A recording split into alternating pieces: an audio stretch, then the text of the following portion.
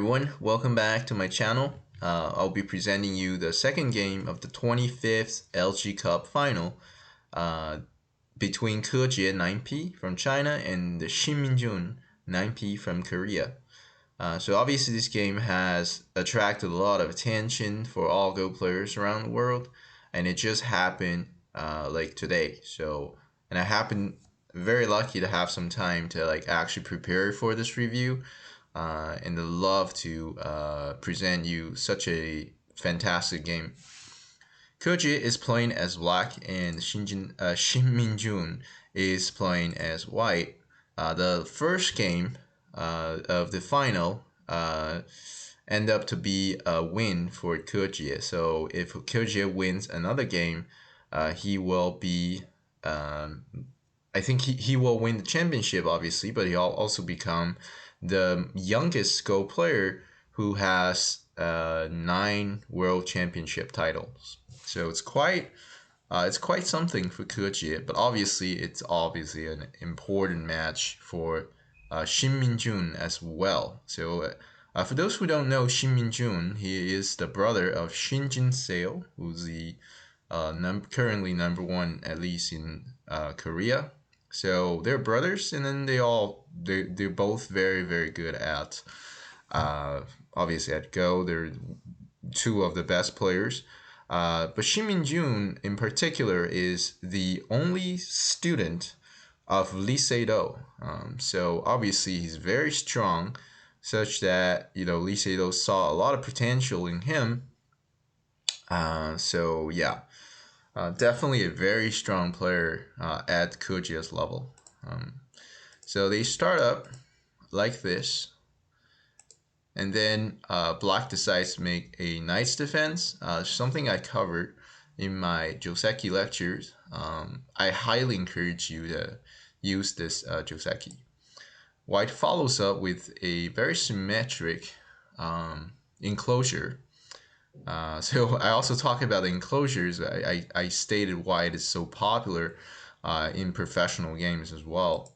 Black follows up with a 3-3 Joseki. This is all AI times. The Josekis of AI times, right? All of these have changed. You can see none of the old traditional framework on the board these days. Now Black follows up with a c8. This looks really strange because normally back in the old days we'd probably think about, well, we'd take the middle point, which is obviously a great move. We can also pincer white from behind, expanding ourselves. These are all excellent ideas, but in the actual game, the c8 has its own purpose. If you haven't checked my video, it's a trick video called Drunken Master. Highly encourage you to check it out.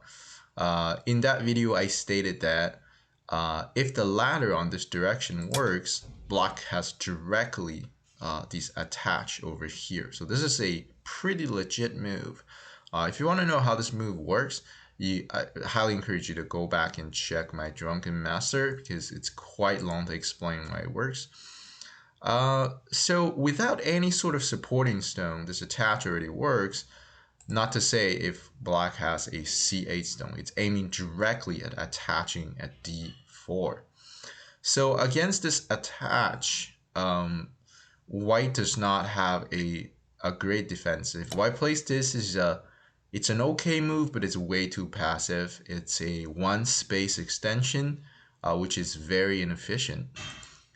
So then how do you, if you don't play anything, right? So if you play something else, I don't know, let's say you play some other move, this is going to happen right away, because Black's going to play this right away with supporting stone.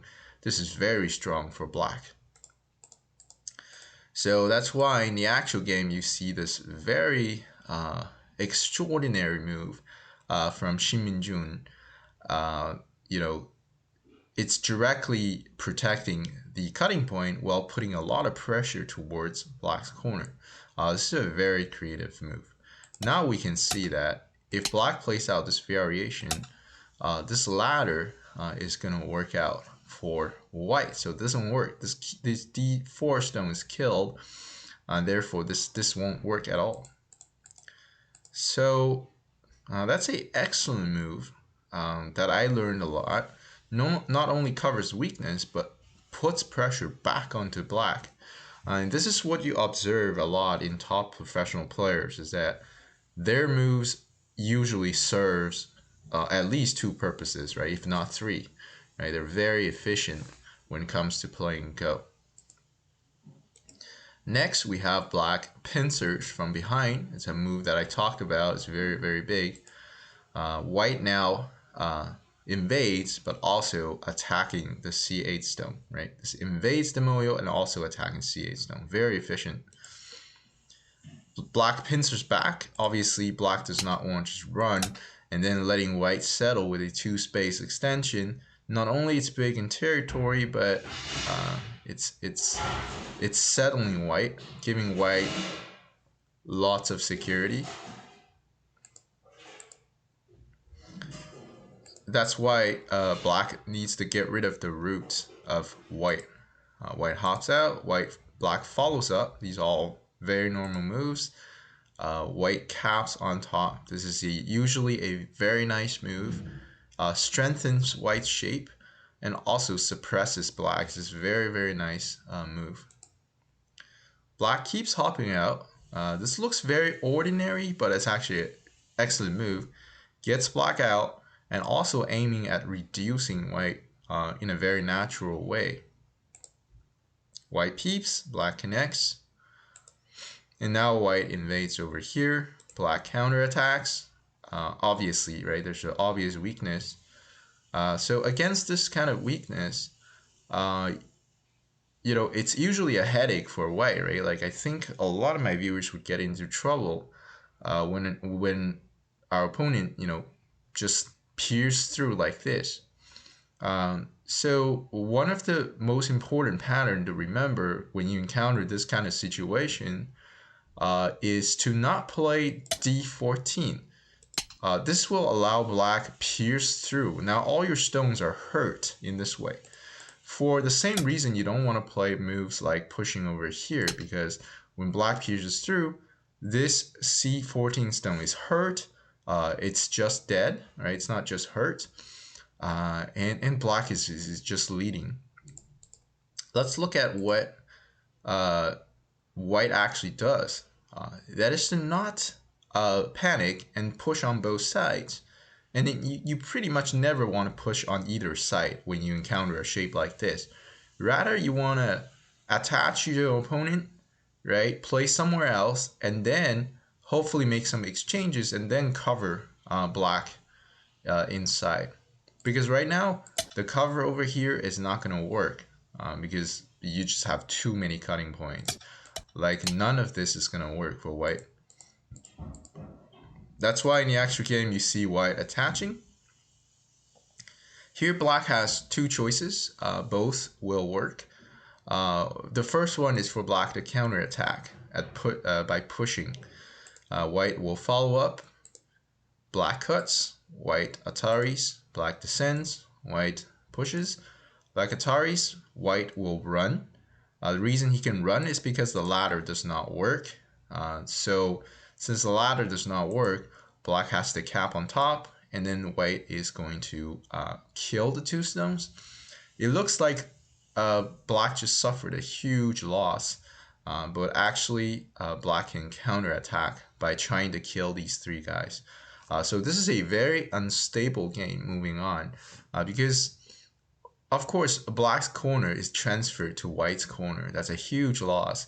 But in the meantime, these three guys has a very hard time. Like they pretty much have to be abandoned right now. Because the more you play, this becomes more dangerous. Remember that this is a sente, and then trying to run these guys, it's pretty much a suicide. So that would be a very hard to manage game for both sides.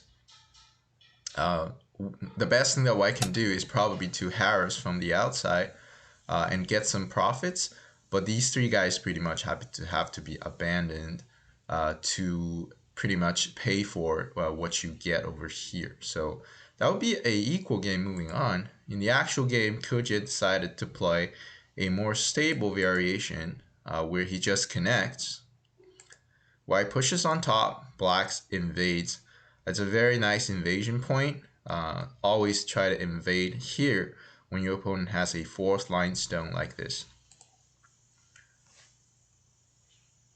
So locally, white does not know what to do, so he blocks over here, which is a very big move.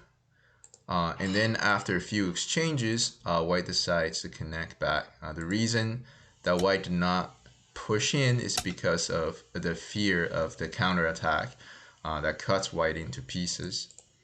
So in the actual game, white decides to connect, black harness, white attaches into the corner. That's a very common way to make a ko inside the corner. So I think when I was watching this game online, there was a lot of viewers asking the question, why can't black just connect over here, right? So they're right in the sense that that locally white has no way to live. But what's bad about this move? It's a second line move that's inside black's own territory.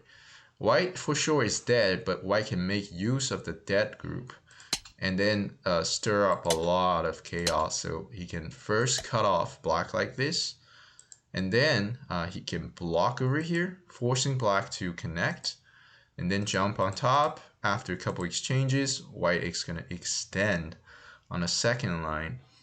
And then this is a very tough spot for black because black does not want to respawn. But let's say if black does not respawn, there's a lot of problems.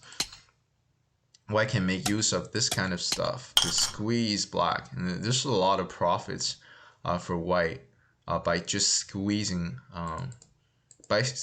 black. Not to say that white also has a very annoying variation like this one. He can throw in first. This is forcing black to take.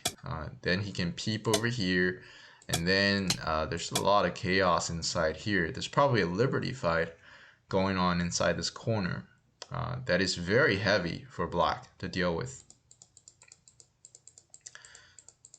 But let's say if black actually respawns, right? So instead of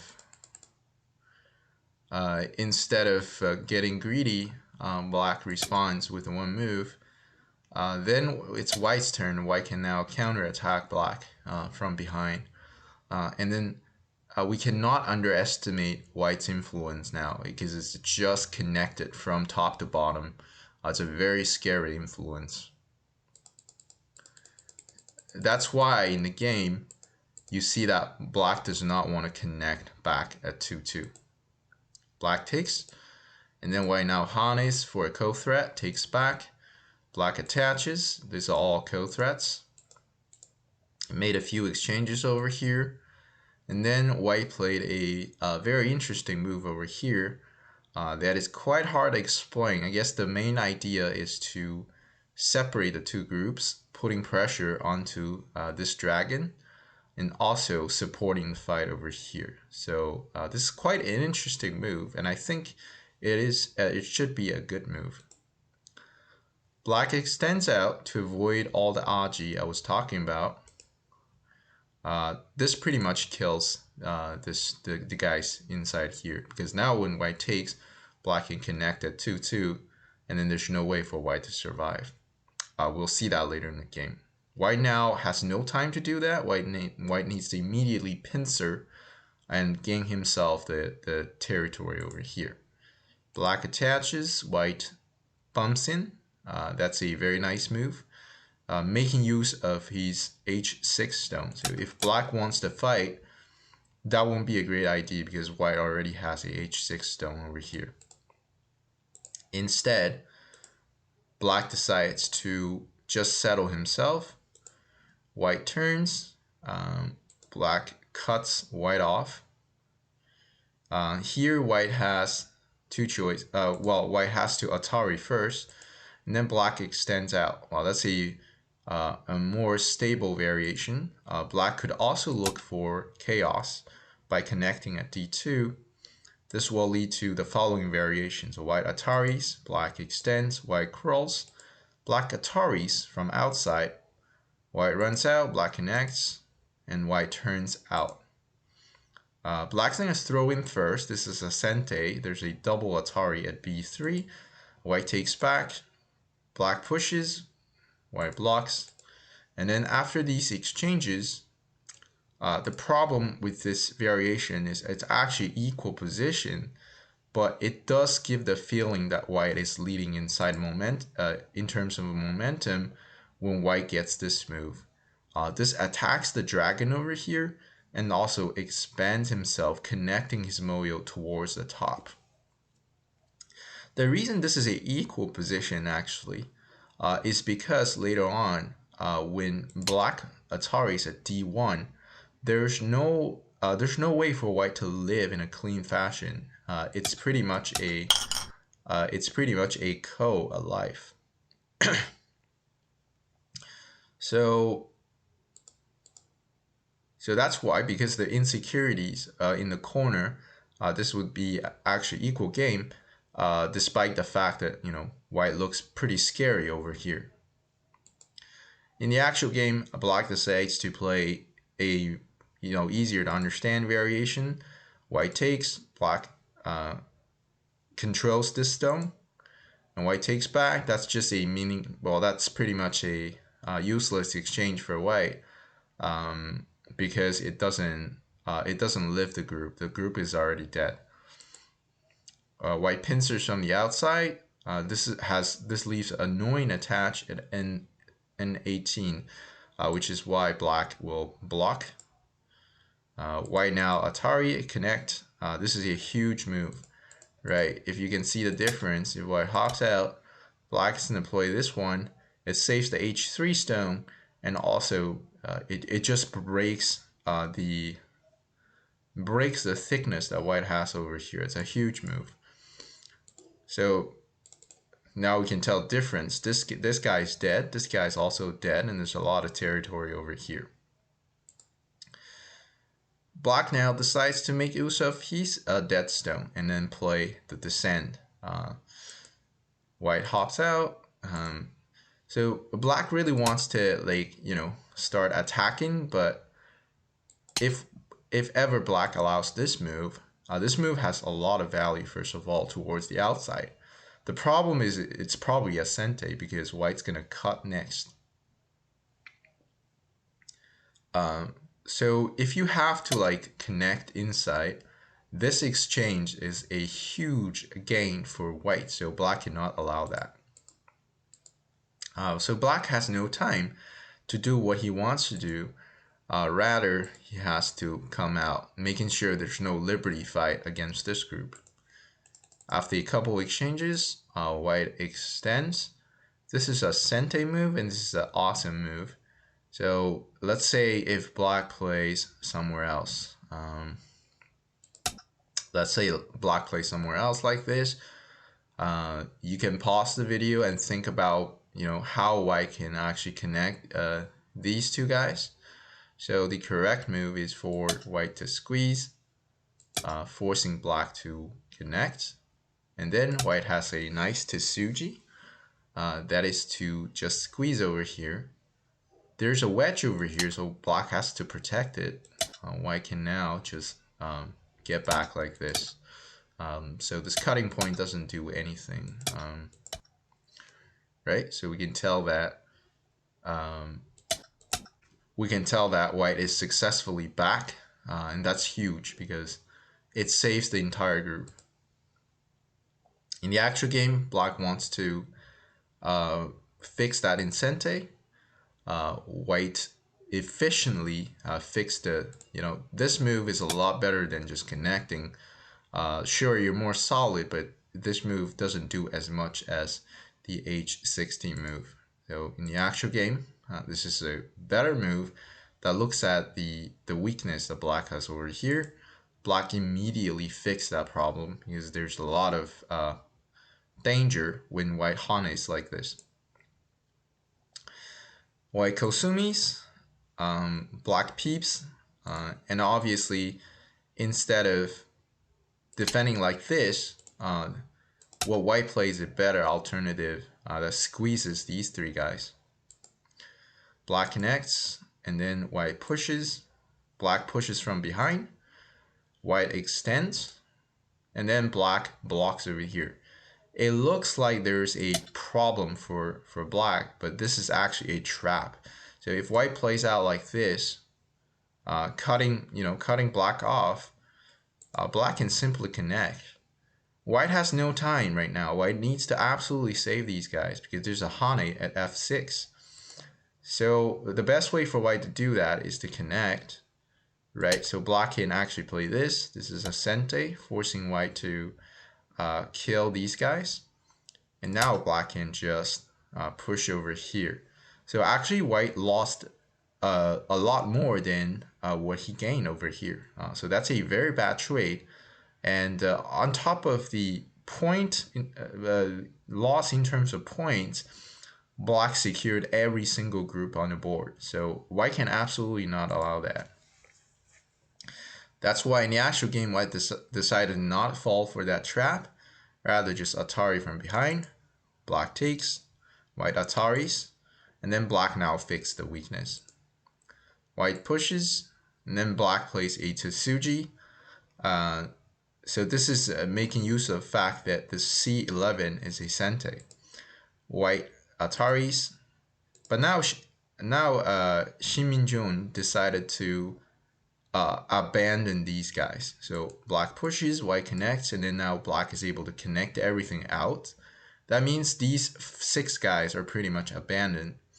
But what white is looking for is the insecurity of black's group over here, right? So at this point in the game, I think both players have played extremely well in the beginning into the middle game, pretty much like 0 mistake.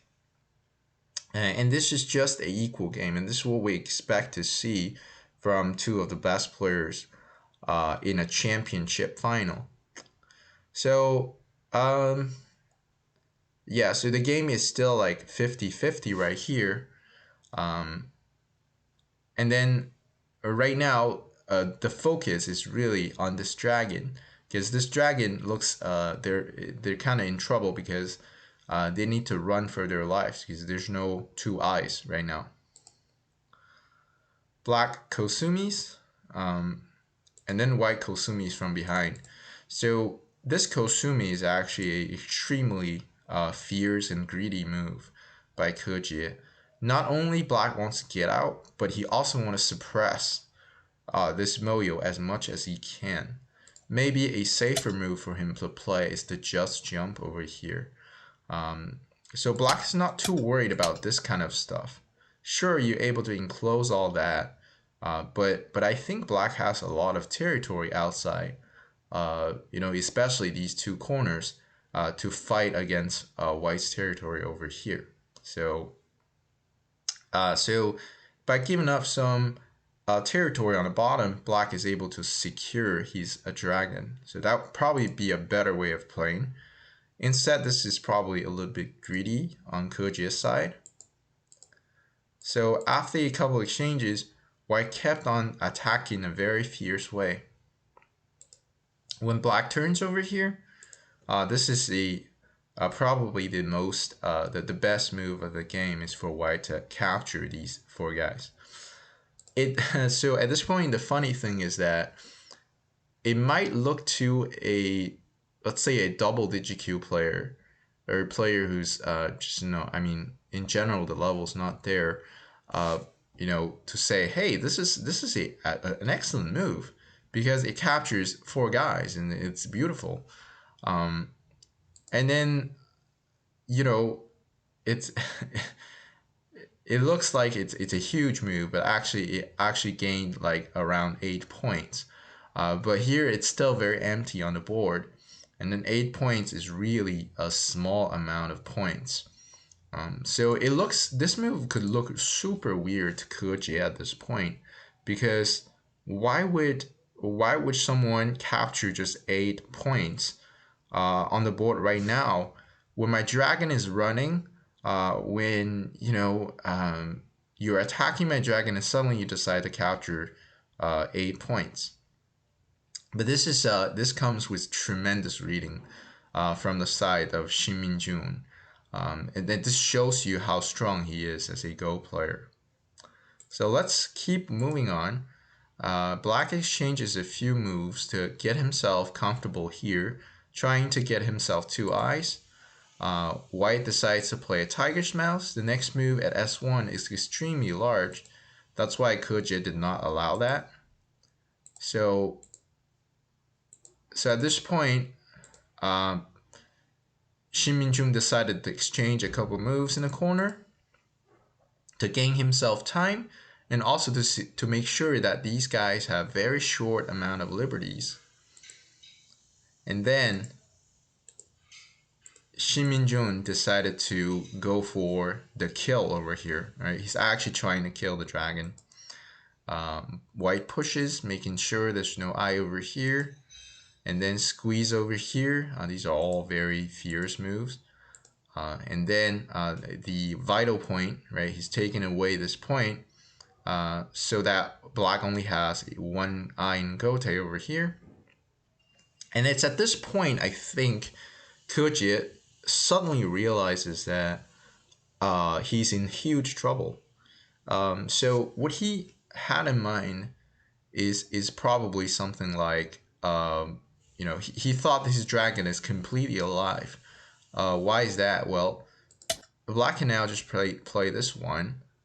There's a potential eye over here, so if white plays this one, he's not gonna connect. He's gonna Atari first, and then connect.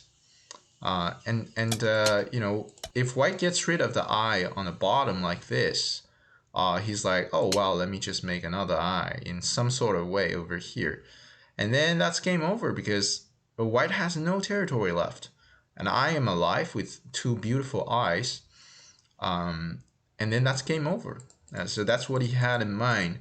But then all of a sudden he realized he did not read what Shin Min-jung was reading. Is that in a very strange manner that there's no eye over here after the capture. So let's first understand why there's no eye over here. So this is a pure life and death reading problem, and it's actually a very, very hard one. If I just give you like a problem right now, you know, checking with you, hey, is there an eye over here? That's probably a 6-dan problem at least. So it's black's turn, and black actually cannot make an eye. Well, let's see why. So if black plays this one, this is probably the most confusing move for white, but white actually has a Tsuji at a6. This is a very nice Tsuji. If black plays this, white can connect. Black Ataris, white's gonna connect. You Atari, I connect, and this is a false eye, right? So that's the first variation. If black blocks over here, white has another Tsuji that's attached at a4. But black's only move is to block this connection, but then white can just connect himself. If black connects, white can Atari. There's no eye. If black plays this one, obviously we can Atari over here, and there's no eye. If black Kosumi's over here, white's gonna Atari. If black connects, white is going to connect, and there's no eye. Black cannot do this because we can just capture. That shows you that b4 does not work. Well, what else? If black plays this one, white has now another Tsuji at b7. If black connects, white is gonna connect underneath. Black can get 2 very nice Ataris, but there's no way to make an eye over here. If you play this, we can obviously just clamp, right? And then this is probably very obvious to most viewers, right? That you cannot make an eye, right? So we said b4 does not work, b5 does not work. What about a6? Well, the a6 is not going to work either, so white's going to push Atari. This is Ascente. and then play this one. When black thinks he's gonna get an eye because of the B2 stone, white's gonna flip Atari and then pull the stone back. And then black still does not have an eye. What about we just play this one? Well, that's more or less more obvious. So white can play just B4. There's no way to live. If you play this one, I can peep in. When you block, I can pull the stone back. This is pretty much double the GQ problem, right? So black cannot live like that either. And then what if black connects over here, right? This requires you some other very, very good reading power. So the Tetsuji is for white to play A7. When black blocks over here, white follows up with the A4 Tetsuji. This is very, very hard to see. I would definitely miss this in my actual game to just read this out. Black's in trouble right now. So if black plays this one, white can flip Atari. Of course, black cannot just do this because white pulls back. There's no eye. If black plays this one, white can capture. The double Atari, white's going to answer and then pull the stone back. And then black is still dead. So Koji realizes this all of a sudden, and then he's in complete panic because he did not read this out. He thought his dragon was fine, but at this point he's like, oh my god, this game is pretty much over because I did not read this life and death problem out. So in the panic, Koji decided to furiously trying to live his dragon. But Shin played very, very well. First, making sure the N4 stone is in his pocket. Black tries for the struggle. So Shin did not actually play this one because this actually blocking over here actually leads to some complications. So black can actually cut over here. Although this is dangerous for Koji, this thing gets very chaotic because if black ever gets to live inside here, this could be a turnaround. To prevent that, Shin chose a simpler variation to manage. That is to directly push through over here and letting black live. In exchange, Shin was able to get this move, saving these guys over here. So after this exchange, black is forced to connect himself back. And then white connects back. And then black connects over here. So after this exchange, we can tell that even if Koji managed to live, and it seems like he lived actually pretty well by capturing all these stones. Well, you're right that Koji actually got some profits in living the dragon, but look at what Koji has lost. First of all, these guys that used to be dead now has a strong chance to actually revive. So this is a lot of points over here that Koji has lost. The second problem is that this N4 stone just got cut off. So these are all cash for Shin. The third problem is in living, white is able to build a wall over here and then connect himself, and all of a sudden black has to go back and filling a lot of his own territory to kill off these guys. So at this point, black has lost many things. These guys, and then the Liberty squeeze over here, as well as the N4 stone. So 3 losses for one game. That's just not gonna win you the game. And at this point, for players at their level, this game is pretty much over. And the win rate for white over here is probably 99% from an AI perspective, and it's pretty hopeless from this point on. In the end, Koji resigned after a couple more moves. Those are just pretty useless struggles. So In this game, we can tell that Shin Joon showed his tremendous reading skills, especially over this area. I think this is the best part of the game, is that even if it's Black's turn, Black cannot make an eye over here. This is very, very hard to read out in your actual game. Even Ke missed it, right? So we can tell how important life and death knowledge is, or just reading skills. They're very, very important. Alright, so I hope you guys enjoyed the video. If you liked the video, don't forget to give a thumb up. Subscribe to my channel so you don't miss out on new videos like this. And I'll see you next time.